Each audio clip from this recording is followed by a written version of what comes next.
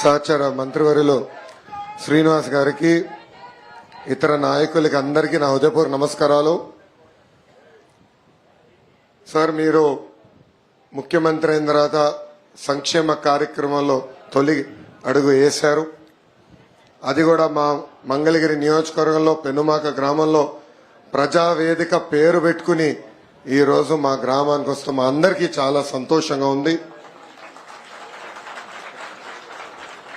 గత 5 సంవత్సరాలుగా పరదాల ముఖ్యమంత్రి చూసాం, ఇప్పుడు ప్రజల ముఖ్యమంత్రిని మనం చూస్తున్నాం. అధికారులు ఇంకా టైం పడుతుంది అనుకుంటా సార్ సెట్ అయ్యేదానికి. లేదు, సెట్ అయ్యారు. ఇంకా పరదాలు కడుతున్నారు సార్.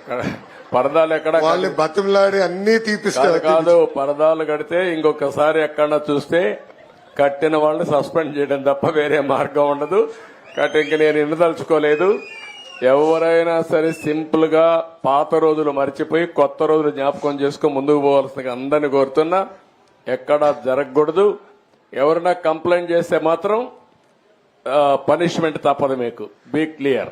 అంటే 5 సంవత్సరాలు అలవాటు కదా సార్, కొంచెం టైం పడుతుంది సార్. మీకు కూడా అందరికి అలవాటు కావాలి, వాళ్ళకే కాదు. కొత్త శకానికి కొత్త కల్చర్ కి అందరూ అలవాటు కావాల్సిందే. ఇంకా టైం ఉండదు. ఏది కూడా రివర్స్ గేర్ నుంచి రివర్స్ పోయే బండిని పాజిటివ్ గా నడిపిస్తున్నాం. ఇంకా స్పీడ్ పెంచడం తప్ప ఎనిక్కిపోయే సమస్య ఎవరికి ఉండకూడదు, ఆలోచన రాకూడదు. లేకపోతే ఒక షార్ట్ ట్రీట్మెంట్ ఇస్తే అందరూ సెట్ అయిపోతారు, ఇన్క్లూడింగ్ ఎవరైనా సరే. నేను సిద్ధంగా ఉన్నా షార్ట్ ట్రీట్మెంట్ ఇవ్వడానికి. పాపం ఇంకా కొంచెం ఇది ఉంది కాబట్టి స్లోగా పోతున్నా. ఇప్పుడు స్పీడ్ పెంచాలి ఇంకా, అంతే. నేను అందుకే చెప్పా 95 ముఖ్యమంత్రిని చూస్తారని. 4.0 95 అది గుర్తుపెట్టుకోవాలి. 95లో ఒకసారి మీరు చరిత్ర గుర్తుపెట్టుకోవాలి. అప్పుడు నువ్వు కూడా కుర్రాడివి, నీకు కూడా ఐడియా లేదు.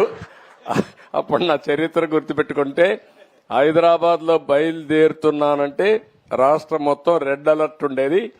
అంత భయంకరంగా చేయను కానీ తప్పు చేస్తే మాత్రం ఎవరిని వదిలిపెట్టను.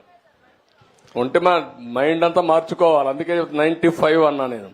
95 CBN 1.0 నాట్ 4. అది రిపిటేషన్ వస్తుంది. ఇప్పుడు ఇక్కడ మంత్రులకు ఉంటుంది, ఎమ్మెల్యేలకు ఉంటుంది, అందరికీ ఉంటుంది. సార్, మీకు తెలిసిన విషయమే, తెలుగుదేశం పార్టీ 1985లో మంగళగిరి నియోజకవర్గం గెలిచింది.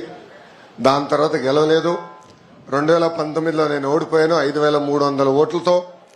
కానీ 5 సంవత్సరాలు అనేక సంక్షేమ అభివృద్ధి కార్యక్రమాలు ప్రజలకు అందజేశాం. మొన్న 2024 ఎన్నికల్లో ప్రజలందరూ ఒకటే చెప్పాను సార్, ఏ మెజారిటీతో అయితే ఓడిపోయినా దాని పక్కన ఒక 0 పెట్టండి. ఆ మెజారిటీతో మళ్ళీ నేను గెలిపించి శాసనసభకు పంపించాలని ప్రజలందరినీ ఆనాడు కోరాను. అంతేకాకుండా నాకు ఎంత ఎక్కువ మెజారిటీ ఇస్తే నాకు కొండంత బలం వస్తుంది.